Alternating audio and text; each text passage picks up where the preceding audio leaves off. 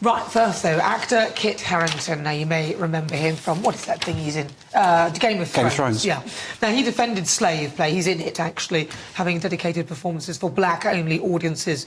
This was an initiative which discriminates against white people. What it basically does is say that a black-only or black-identifying audience for one night or 2 nights, in this case, there are 12 weeks of the performance. So most of them are, anyone can come.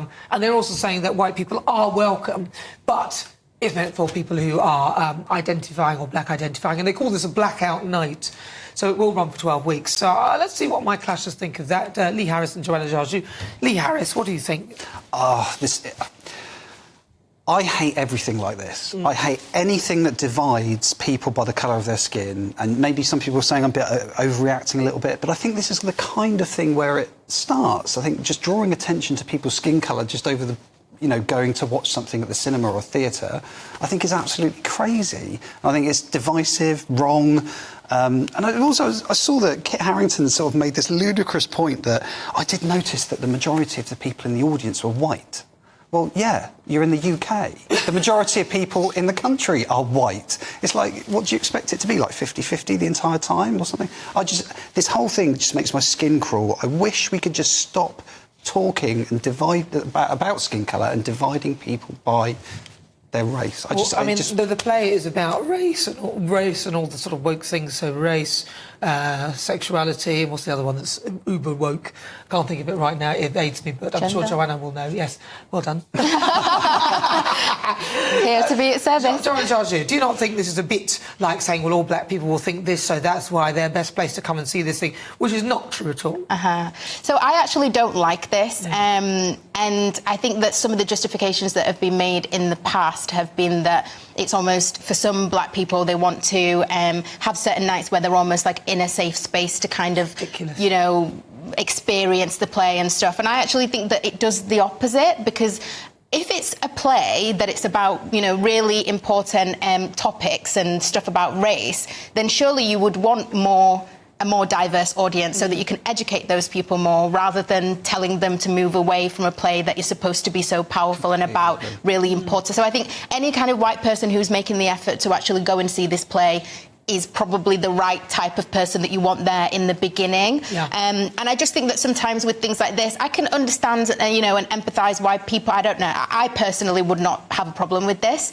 But, people are comfortable with what they're comfortable with. I just feel as if it's just a touch too far, really. Well, and to say that if you're black, you're in a safe space with black people, let me be honest, I'm probably more likely to be killed by a black person than a white person, just by looking at the statistics of if you go to the knife crime stats and things like that. So I don't know, and obviously these people aren't going to kill each other. No, that's what are you talking about? You'd be more likely to be than a black person. Have you not seen the knife crime rates in Glasgow before? I don't think knife crime is not exclusively a black thing. No, I'm just, in general, I'm looking at a generalisation. I mean, that's very general and very vague. It depends where you are.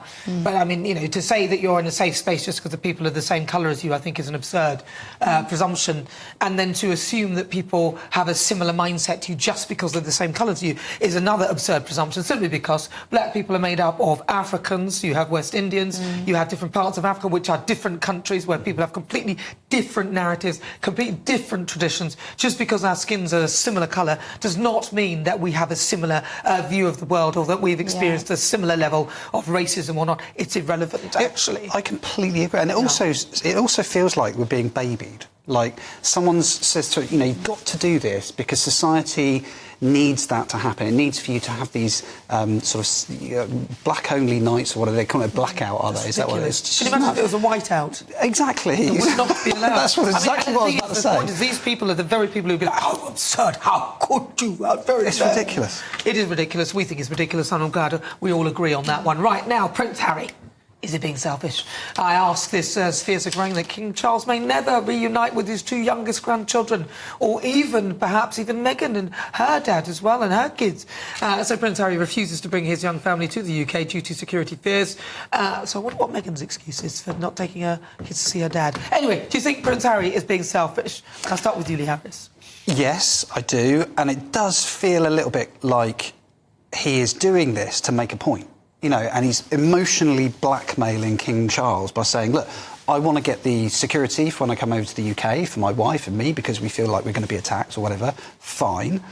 And he's been told he can't have that. And he's kind of going, all right then, well, if I can't have that, you can't see your grandkids. Do you think... I mean, he would argue again, like you said, it's his security and he's worried about his fears. It's exactly what he's doing. I shouldn't agree with that at all. So crazy, the fact that you've got Prince Andrew, who is still mollycoddled and basically, you know, wrapped in cotton wool still and gets security in all of this. But he hasn't been then accused you've of got... anything. So Prince Andrew, hasn't been...